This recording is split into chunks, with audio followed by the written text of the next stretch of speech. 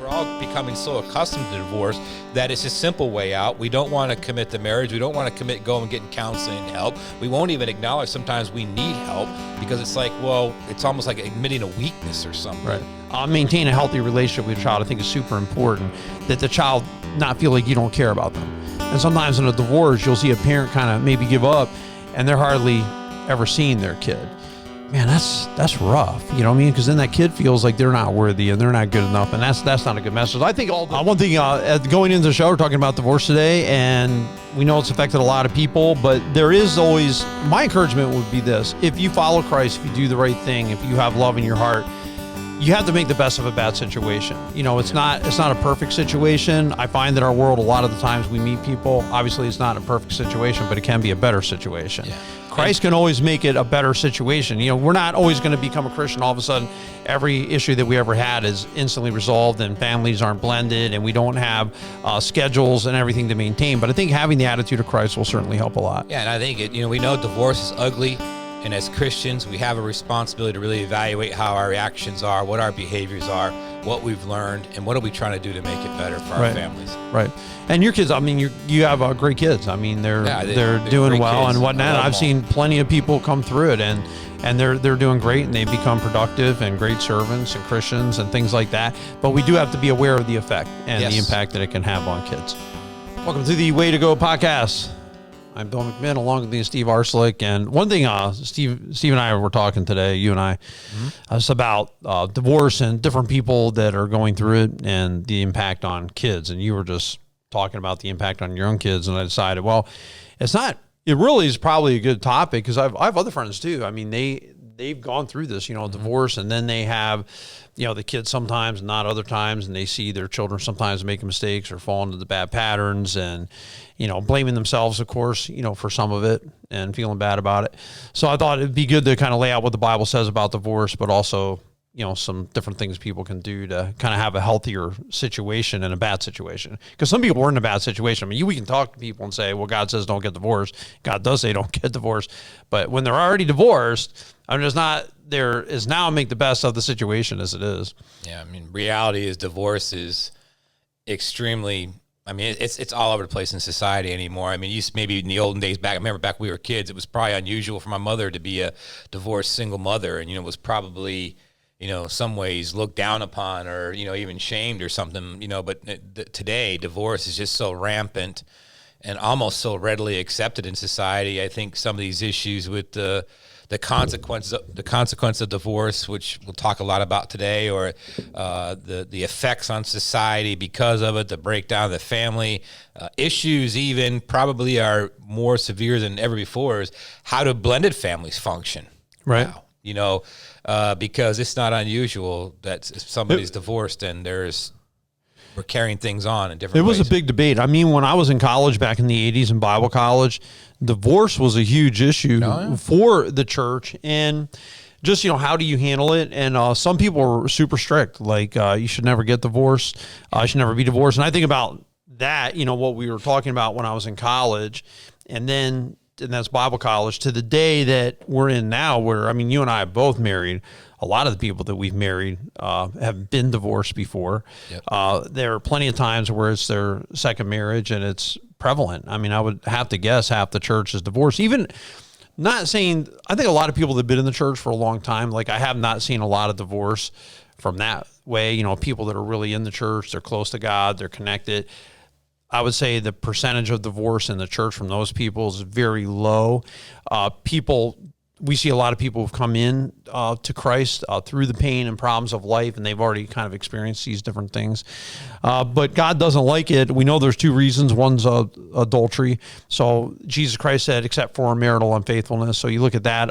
It talks in the Bible. Paul said, well, hey, if you're a believer and you're abandoned by an unbeliever, that would be a reason that God would accept divorce. And then it would be at that point, you'd be able to remarry. And I think those are the big issues. What about that whole concept where Jesus Christ says, well, if you remarry, you're committing adultery.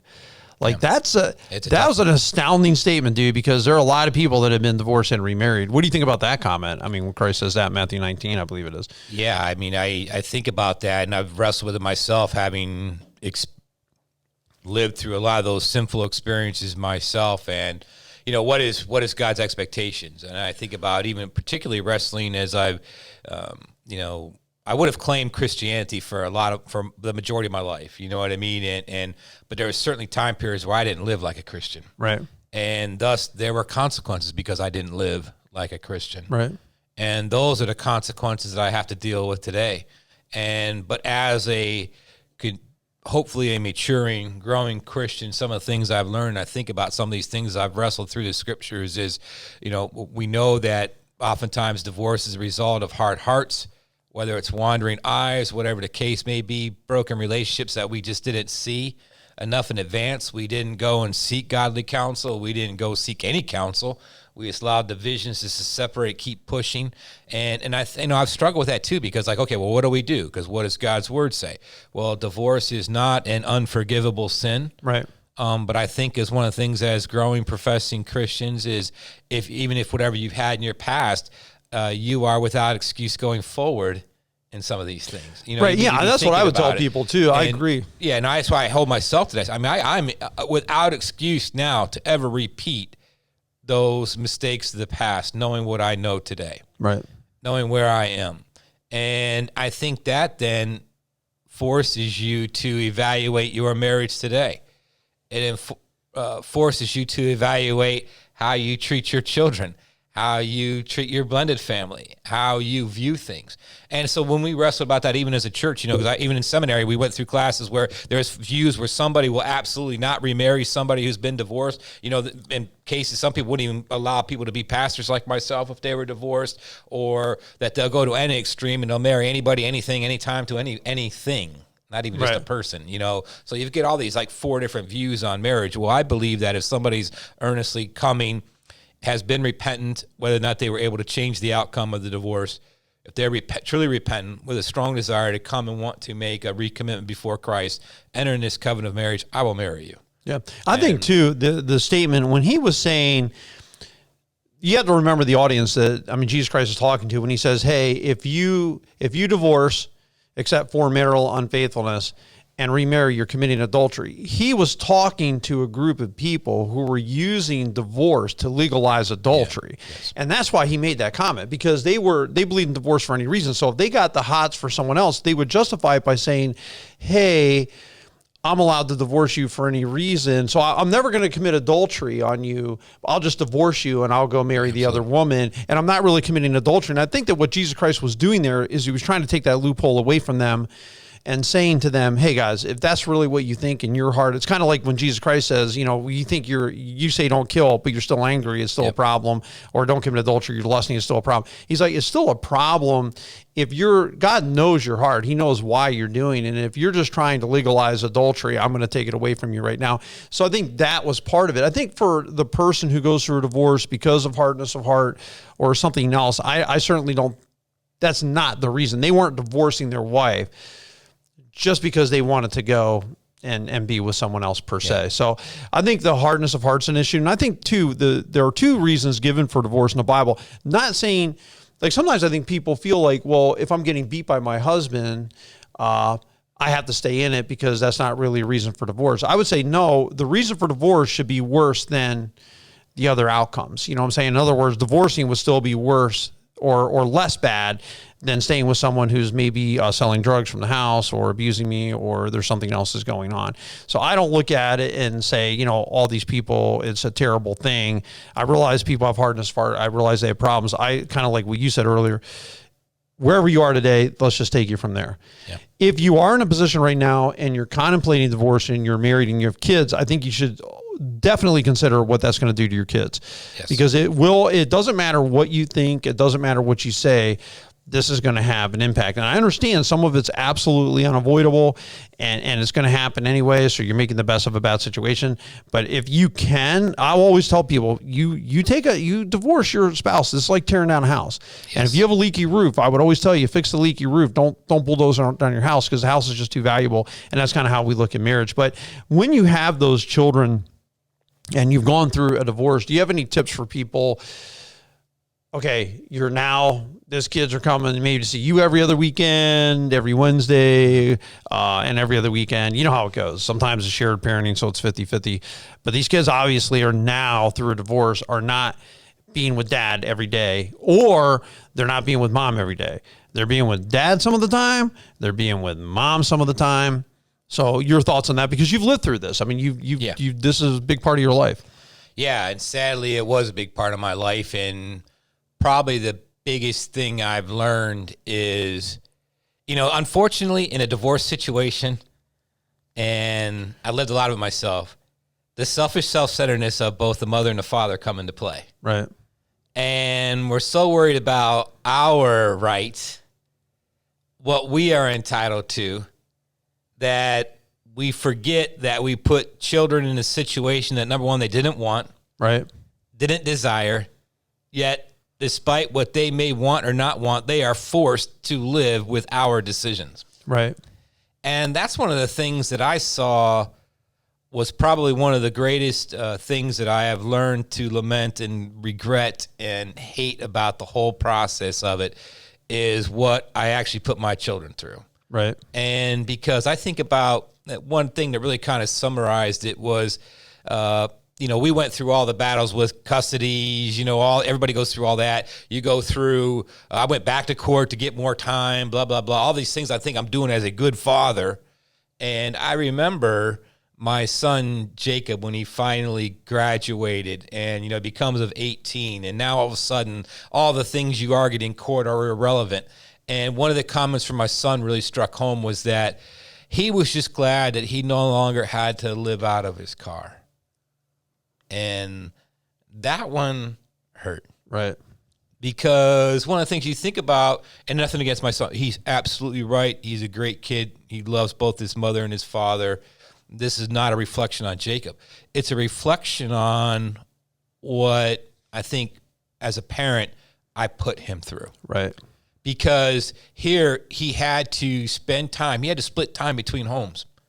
He's constantly going back and forth.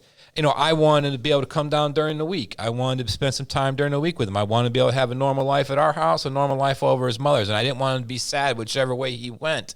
And as a young man, he was. But when he got older, it was like now he's forced to kind of make everybody happy. Right. And now the responsibility is on this kid to disrupt his life so that he has to come and meet my visitation requirements. Right. And that gives you pause. And you go, look what I did to him. Right. You hope, sometimes you hope the pendulum will swing for these kids. I talked to somebody, Steve, it was really interesting, and their mom had been married 5 or 6 times. So now this guy, this man I'm talking to has been married for decades now. They grew up with a mom that was married over and over and over and over again. He said every single one of his siblings never divorced. Every one of his siblings had been married for decades. And I thought that was fascinating with the example that they saw, but the pendulum swang back the other way because they're like, we are never doing this. Like and you kind of hope that for kids today, that they'll see some of the things they went through and decide, no, that's just something, not something I want to do. I'm not blaming anybody. It's just a simple fact is if you look at generational impact, you look at the things we grow up with, we look at society where divorce is rampant. The reality, there's dysfunction all over the place, and these kids we're all becoming so accustomed to divorce that it's a simple way out. We don't want to commit to marriage. We don't want to go and get counseling and help. We won't even acknowledge sometimes we need help because it's like, well, it's almost like admitting a weakness or something. Right. Or, and so we'll damn the consequences. We'll just go on down this route anyway. Right. And whatever happens to us or the kids, it's just, it's normal now. Right. I got to see. And two, I think, I've seen some people, and I was talking to somebody just the other day, one of the pastors the other day, and he was talking about a situation. I said, all they're going to do is take their problems to the next relationship. Yes. They might as well just stand down right now, settle down, and fix what's broken now. Instead of thinking like, to some people, fixing is running. They're going to run away from their problems. They're going to run away. They were married, divorced, they get married again. Now they're going to run from that situation. And they're just going to keep running because there's certain problems that make them run in the first place. And they're just not addressing it. And sometimes I think we need to settle down and say, okay, what is it with me? Let's really evaluate ourselves. What's my role in this? What can I fix? What can I do better? And do everything you can to fix the situation you're in right now. But with kids, I guess I haven't been divorced, so I haven't had to live through that. Through your experiences, yes, vicariously, through talking to a lot of people.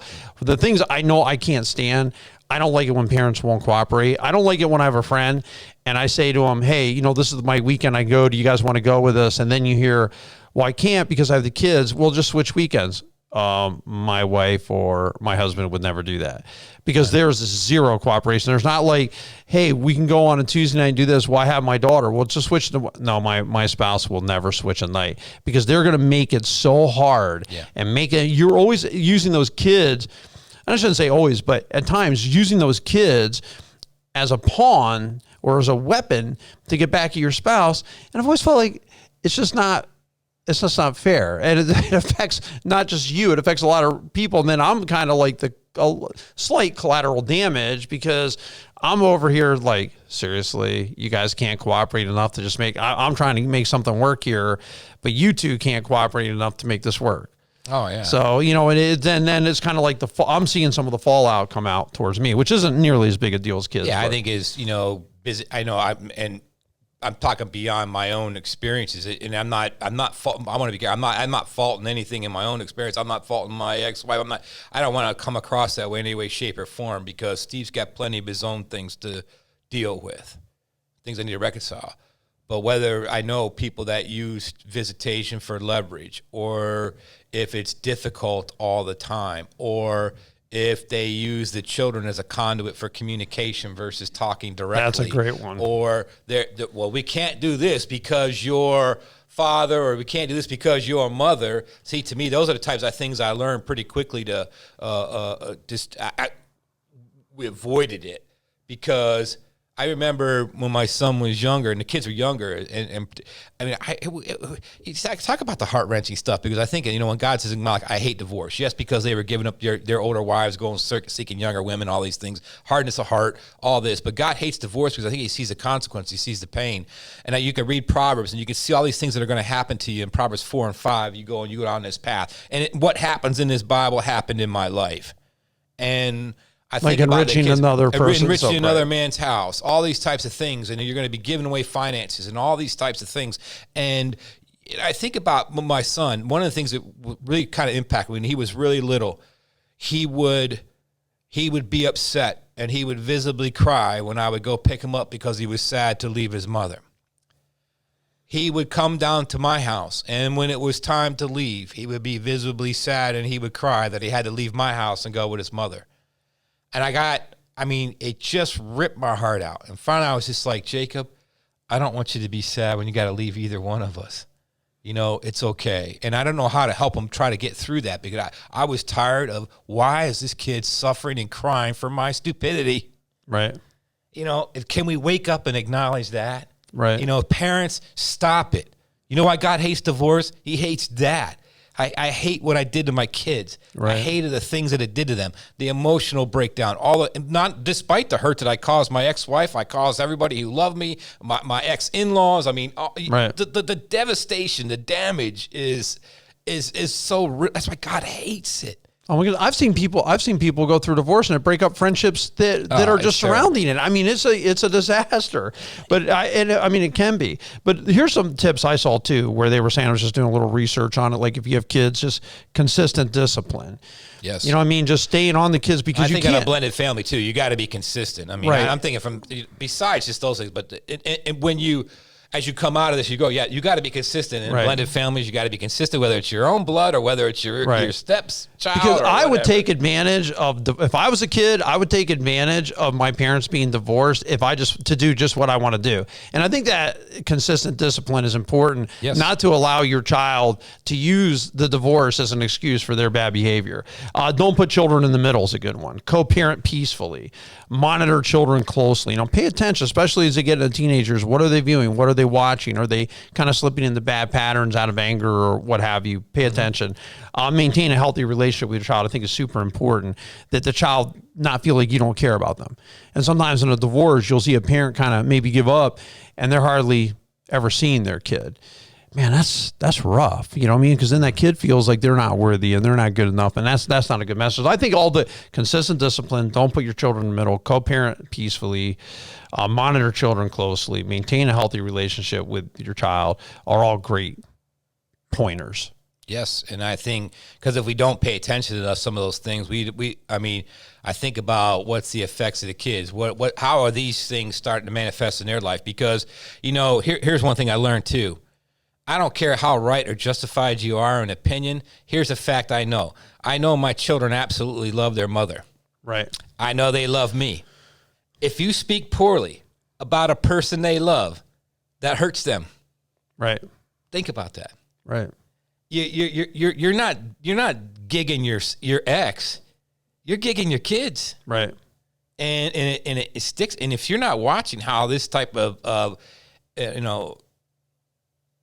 anger or frustration isn't affecting their lives, I don't know what you're watching, right? Because and if you don't think those things don't have manifest bad consequences in people's lives or affect their decisions, I know it does, and I've seen it, and and not particularly in my, but I'm just talking about it in general. I mean, you could see how people are impacted by it. I think about it on a Tuesday night. I can't tell you. I can line people up that people will tell me issues they had because they're fathers in the way that they treated them. Right. Divorce, whether there was other dysfunctions going on in the family, the impact of a parent is huge, and probably more so in the divorced family, because now how are you behaving? Right. Well, it doesn't remove your responsibility to parent. I think the parents still have to get along enough to all be at the ball games and be able to do that together. I just talked to a guy the other day, and he's not allowed to come to something his daughter's doing. And these are all like adult children because the parents just can't get along and be in the same place together. And I think that's sad. It's sad when, even in a free country that you're not allowed to say, well, too bad, I'm going to do it anyway because, I should be allowed to go see my kid do what they're doing and do what they're into and visit them, unless if they're a waitress. No, you can't come eat here tonight because mom's coming to eat here tonight and we can't be in the same place at the same time. I think that hurts kids too. But I appreciate you coming in. I appreciate you talking about a painful subject. Yes, because I know a lot of people in our church go through this. A lot of people who might listen are going through this. So we appreciate you tuning in. Be praying for our country. Be praying for families. You all have a great and a blessed week.